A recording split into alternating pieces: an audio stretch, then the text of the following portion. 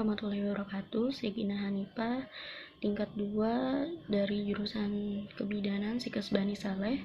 Di sini saya akan menjelaskan tentang cara kerja, keuntungan, kerugian, siapa yang boleh menggunakan dan siapa yang tidak boleh menggunakan, efek samping dan cara penggunaan dari metode kalender. Metode KB kalender. Baik, tugas ini saya buat untuk memenuhi tugas dari Ibu Dian Fitriani SSTMK pada mata kuliah Kesehatan Reproduksi dan KB.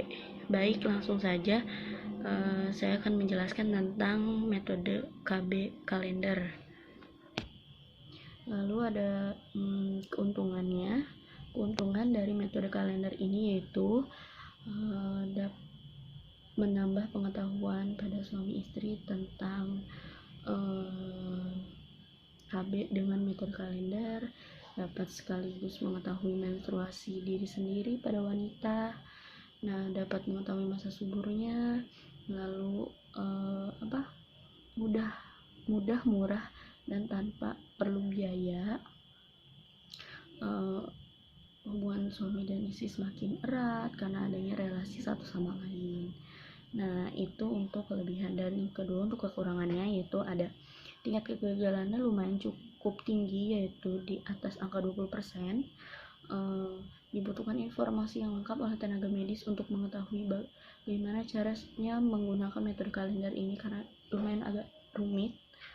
Lalu harus teliti dalam perhitungan siklus menstruasinya, karena siklus menstruasi ini kita nilai selama 6 bulan sebelum 6 bulan ke belakang, 6 bulan ke belakang kita hitung gimana, apakah kita lancar dalam menstruasinya atau tidak lancar. Masing-masing wanita beda, masing-masing setiap wanita kan beda ya, ada yang lancar dan tidak. Terus harus sabar karena sebelum dapat menggunakan KB kalender harus bisa menghitung siklus menstruasi tersebut. Nah, bisa juga biasanya tuh sulit menahan keinginan apabila saat masa subur. Nah, itu adalah kekurangannya.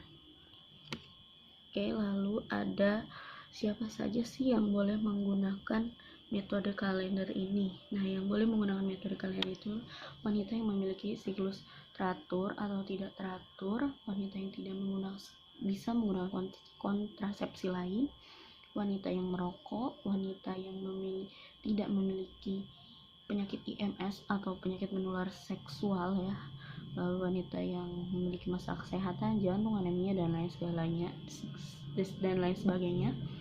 wanita yang memiliki tubuh gemuk atau kurus, itu bisa semuanya dia menggunakan metode ini karena metode ini bisa digunakan oleh siapapun.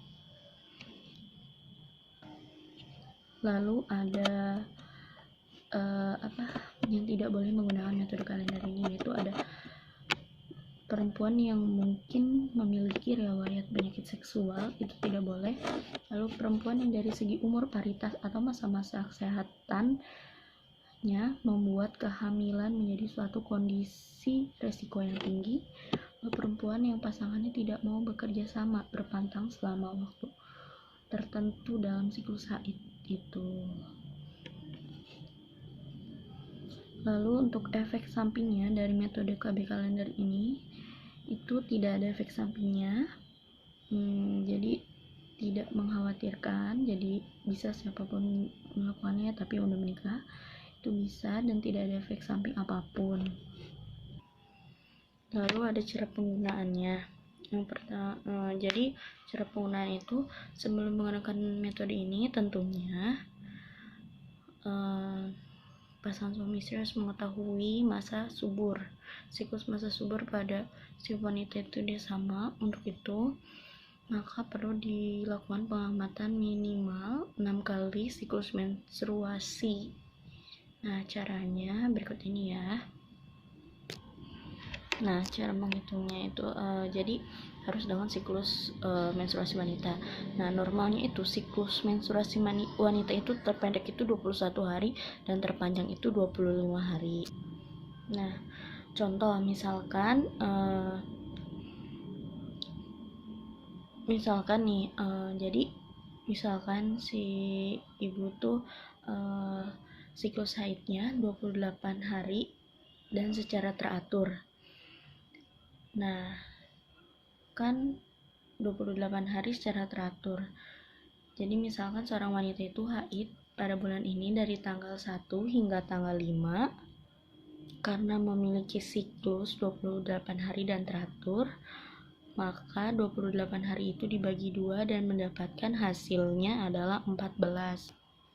Hari ke-14 dari hari pertama keluarnya haid, dari hari ke-14 kita tandain, yaitu hari ke-14 jatuh pada tanggal 14. Pada tanggal sebelum tanggal 14, 3 hari sebelum tanggal 14 dan 3 hari sudah tanggal 14, itu pasangan suami istri pantang untuk melakukan hubungan seksual karena apabila melakukan hubungan seksual dapat terjadi kehamilan, yaitu tanggal 11 hingga tanggal 17.